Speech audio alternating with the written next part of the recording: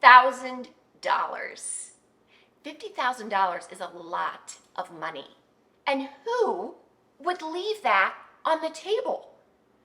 As a seller, you don't want to leave any money on the table, right? Let alone $50,000. But in order to not leave that money on the table, there is a strategy that goes into pricing your home.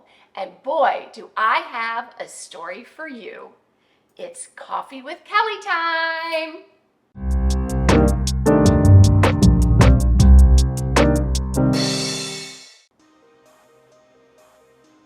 Several months ago, I interviewed for a listing in my neighborhood, and I was one of 5 agents that actually interviewed for this listing.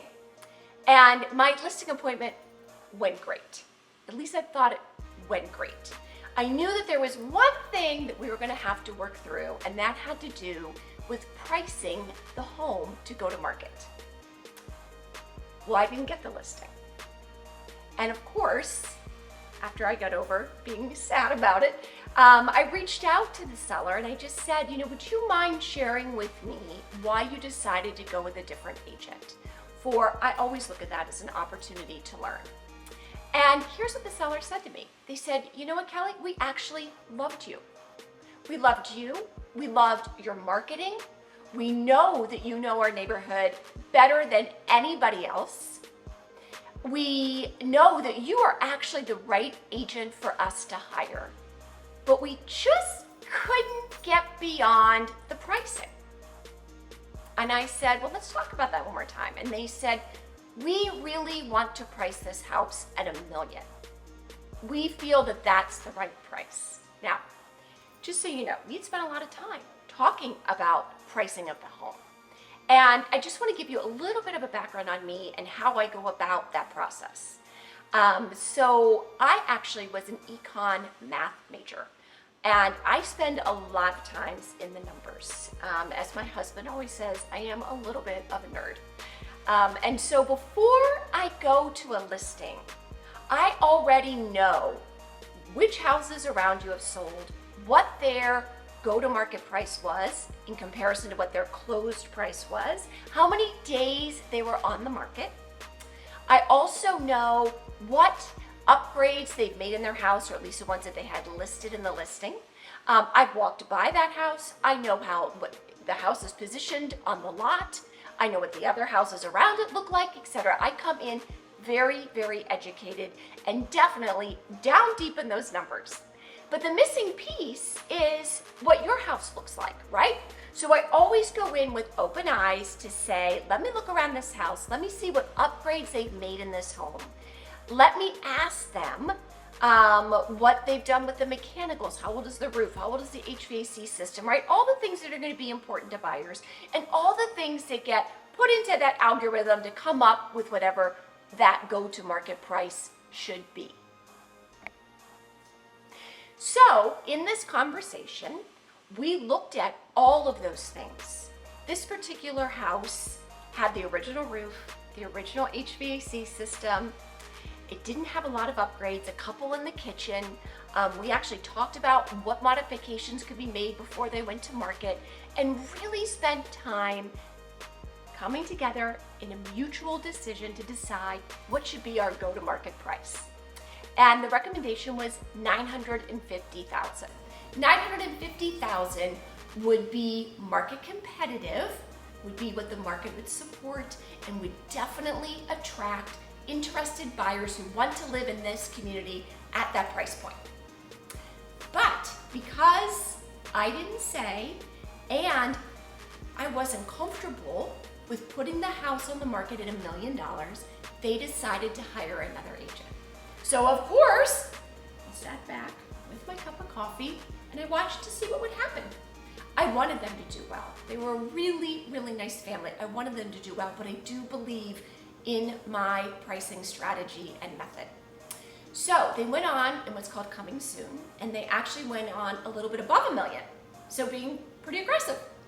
By the time they went active, they'd already dropped the price to $999. Probably because they didn't get a lot of interest in the coming soon phase at that $1 million plus price point. So they're on at $999. And 1 week passes, and then 2 weeks pass, 3 weeks, 4 weeks, and now we're at over a month, and the house is not under contract. So what do? They drop the price.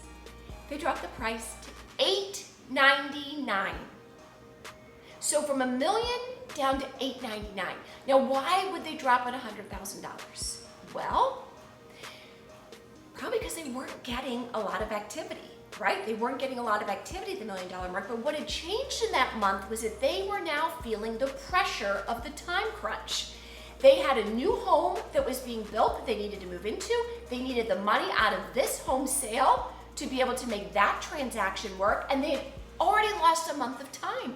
They didn't have any more time to lose, so they all of a sudden had to go in at a really aggressive price of $899. And within a few days, they were under contract, and a month later, they closed just a little bit south of $899. So let's go back, right? $950 was the recommended price out of the gate, and they felt like going at $950, they would be leaving $50,000 on the table. Did they leave $50,000 on the table? They sure did, but not the 50 that they were thinking. They left a 50 of dropping from $950 down to $899. Now you may be saying to me, well, how could you be so confident that if you'd gone out at $950, that they wouldn't have still had to drop to $899?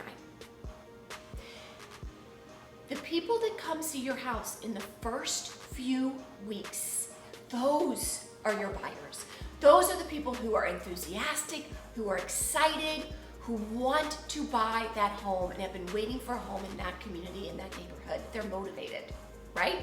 But there is a real psychological challenge to get over between $1 million and $950. And when someone walks into a house and they say, this just doesn't feel like $1 million house to me, all of a sudden that enthusiasm goes from here down to here, and they no longer want to make an offer on your house. But when they walk in and they go, yeah, you know what, for $950, I think this is a great house. This would be a great house for our family. As a matter of fact, if we even had to go a little bit higher, we could go to $960, maybe even $970 if there were other people also interested, because we love this house. This feels so right. You have to be aware of your buyers and where they're coming from as well.